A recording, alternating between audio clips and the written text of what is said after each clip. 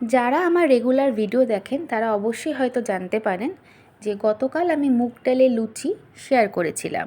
তো সেখান থেকে মুগ ডালের যে আটার ডোটা মেখেছিলাম সেটা কিছুটা বেঁচে গিয়েছিল। তো সেইটা দিয়ে ভেবেছিলাম প্রথমে পরোটা বানাই, কিন্তু সেই পরোটা বানালে তো সবার পেট ভরবে না। সেই কারণ দেখুন এখানে যেইটুকুনি মুগ ডালের ডো বেঁচেছিল সেখান থেকে মাঝারি সাইজের 4টে লেচি হয়েছিল। সেটাকে ভালো করে আরেকবার মেখে লেচিগুলো কেটে সাইডে রেখে অন্য একটি পাত্রে 2টো ডিম, অল্প লবণ আর একটু গোলমরিচ গুঁড়ো দিয়ে ভালো করে ডিমের মিশ্রণটাকে ফেটাতে হবে। তারপরে অল্প একটু হাফ বাটি ছোটো বাটি দুধটা আগে থেকে অবশ্যই জাল করা ছিল, সেই দুধটা দিয়েও ভালো করে মিশ্রণটাকে ফাটাতে হবে।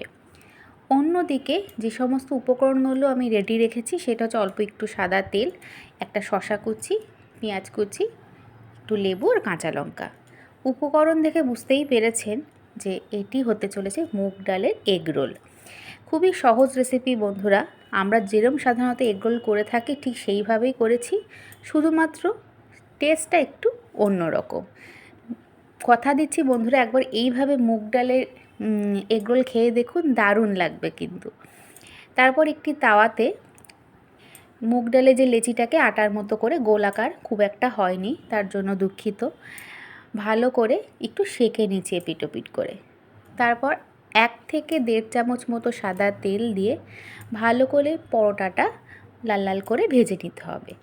তারপর ওই যে ডিমের মিশ্রণটা যে করে রেখেছিলাম সেখান থেকে অল্প ছোটো হাতার 2 হাতা ডিমের গোলা ওপর থেকে ছড়িয়ে দিয়েছি। তারপর আলতো হাতের সাহায্যে এপিট ওপিট করে লাল লাল করে ভেজে নিতে হবে। আপনারা চাইলে এখানে একটা গোটা ডিমও ব্যবহার করতে পারেন। তো আমি ডিমের সংখ্যাটা কম করার জন্য 2টো ডিম দিয়ে আমি 4টে এগরোল বানিয়েছিলাম। দেখুন কথা বলতে বলতে কিন্তু আমার সব কটা রোল একদম রেডি। এরপর রোল আমরা যেভাবে সাধারণত খেয়ে থাকি, অল্প একটু শসা কুচি, একটু পেঁয়াজ কুচি, একটু লঙ্কা কুচি, স্বাদের জন্য অল্প একটু চাট মশলা আর অল্প একটু লেবুর রস, আর তার সাথে টমেটো সস। এটা খুবই সহজ একটি রেসিপি।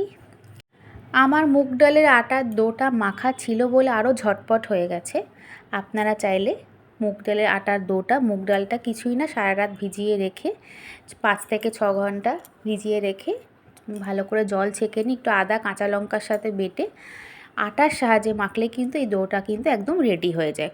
তো বন্ধুরা, ভালো লাগলে অবশ্যই জানাবেন, আমার পাশে থাকবেন, ভুল হলে সেটাও কিন্তু অবশ্যই বলবেন।